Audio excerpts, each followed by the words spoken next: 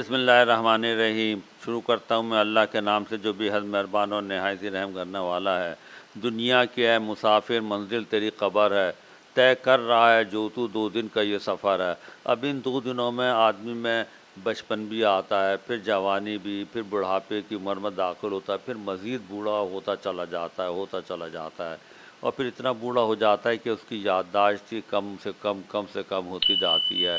پہلے وہ دور دور کے رشتہ داروں میں فرق نہیں کر پاتا، پھر اور قریب، پھر یہاں تک کہ وہ اپنا قریبی لوگوں کو بھی نہیں پہچانتا۔ اس کو پیشاب وغیرہ کی بھی وہ نہیں ہوتی ہے کہ کس وقت کرنا ہے کس وقت نہیں کرنا ہے۔ اب سمجھو مریض دوبارہ معصوم بچہ بن جاتا ہے۔ اب اسی طریقے سے دیکھیں اگر وہ ڈائبٹک ہے، کیونکہ اس عمر میں بہت ساری بیماریاں، دوائیاں، مجبوریاں، یہ سب چیزیں ہو جاتی ہے۔ تو اب کیا ہے، اگر ڈائبٹک ہے، بلڈ پریشر ہے یا کولیسٹرول ہے یا دل ہے، تو ان سب کی کمپلیکیشن اس عمر میں جا کے بڑھ جاتی ہیں۔ آدمی کا چلنا محال ہو جاتا ہے، اتنا چلنا، اتنا تھوڑا سا بھی چلتا ہے ہانپ جاتا ہے۔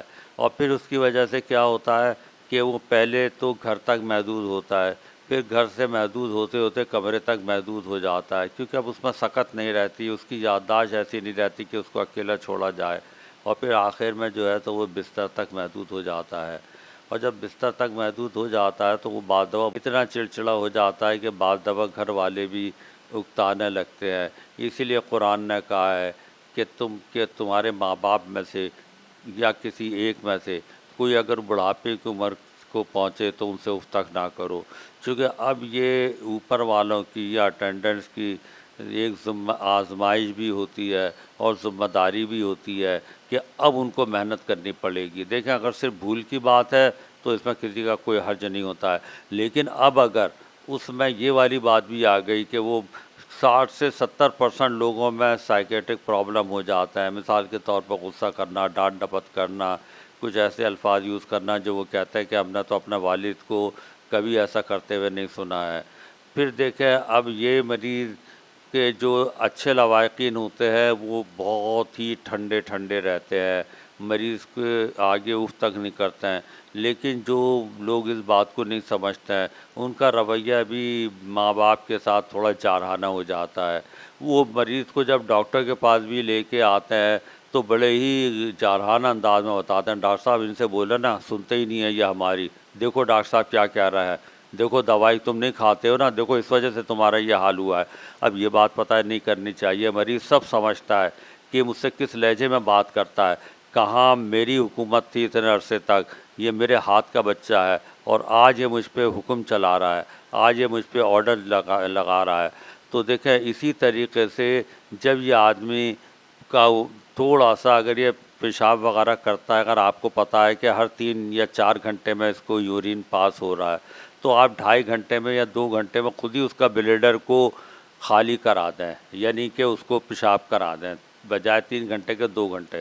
اسی طریقے سے اگر اس کا بلیڈر خالی ہوتا رہا، یعنی کہ مثانہ خالی ہوتا رہا، تو پھر اس کو پیشاب وہ بستر پر جو ہے تو نہیں کرے گا۔